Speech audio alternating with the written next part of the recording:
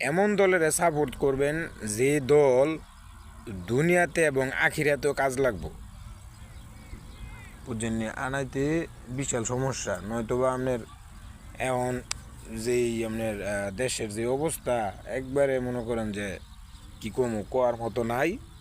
এখন কত হয়েছে গিয়া মনে করেন যে আমরা সকলেই চাই যে একটা সরকারি অফিস আদালতে পরিষদে আমরা যে সুযোগ সুবিধা, যে সেবাটা, এটা যাতে আমরা টেয়া ছাড়া পাই।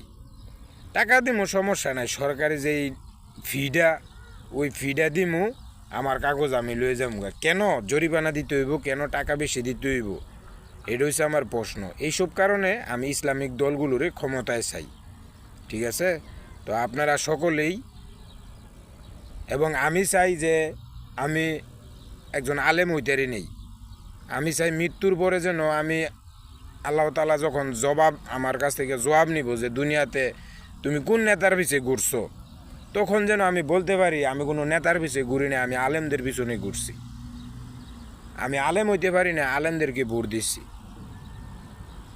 এই কথাটা যেন বলতে পারি। আমি চেষ্টা করছি যে ইসলাম প্রতিষ্ঠিত হোক, কোরআন দিয়ে রাষ্ট্র পরিচালনা করা হোক। আমি চেষ্টা করছি আলেমদের সাথে চলমু ইনশাল্লাহ।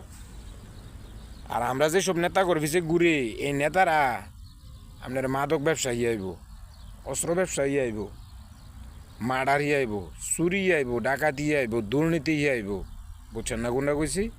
এর লেগে আলমগুলোর লগে সম্পর্ক রাখবেন, ইহকাল পরকালে সবখানেই আপনি নিরাপদ। ভালো থাকবেন, সুস্থ থাকবেন। আসসালামু আলাইকুম।